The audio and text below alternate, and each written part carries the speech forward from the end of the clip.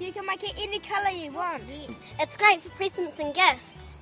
If we can do it, you can do it. Hi, my name is Richard Mons. And first of all, I would like to thank you for your donation to the FRDI. And I'm glad that I can show you how you can tie your own rope holder. Because after all, it is good that you know how to make those knots. Because even if you buy a rope holder, it is very handy if you know how to adjust those knots so it will fit perfectly around your own horse. Okay, thanks. Cut or stop, whatever. Okay, now if you look at the rope holder, we see that the whole thing is made up out of 6 knots. 1, 2, 3, 4, 5, 6. So that's not too much, but it's getting even better. 4 of those knots are identical. 1, 2, 3, 4. So that means that we only have 3 knots to learn. That ain't that much, and it's not that difficult either. Yeah? I'm gonna show you how to make those 4 knots. Yeah? Now for practice purpose, it makes sense to get yourself about 7 feet of rope. It's a lot easier if you learn it from a shorter end than from a long end. Yeah? And those knots, they actually exist out of 2 knots tied together. That's why I call them the joining knot or the blood knot. That is this one, this one, this one and this one. Yeah? We call this part of the rope, what we work with, the working end, and this part the standing end. Fold your working end underneath your standing end.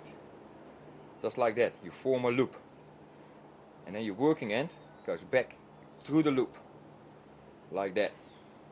And that is half of your knot is done. Get the rope that you want to join into and stick it straight through your first knot. You can just hang on to it like that.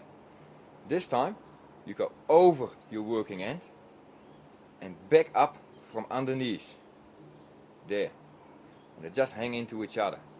To finish it off, just follow your rope. That means this end goes through your first knot. Just like that. And then you can tie it on. And put the knot in place.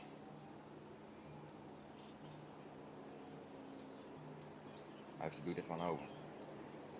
There. There you go. That is the first knot we're gonna learn. And that one represents this, this, this and this knot. To undo the knot like this, hold both ends and push it towards each other. It should loosen up the knot. There you go.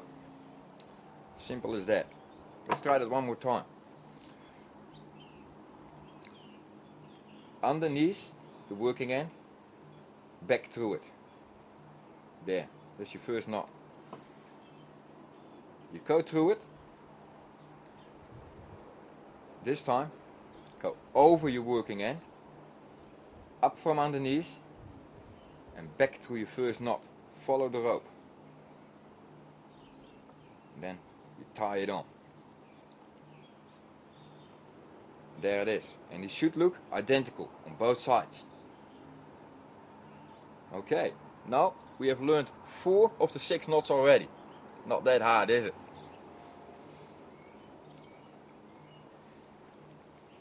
Let's move on to the next one. And if you look at the next knot, compare them with the knot that we just made, they look identical from both sides. The difference is that this knot is made out of 1 piece of rope. And this one, we just used 2 pieces. So we're going to do it slightly different. So you only need 1 piece of rope.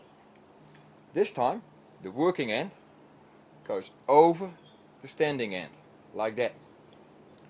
And then you fold it backwards behind it. There. And then you pull it up through the loop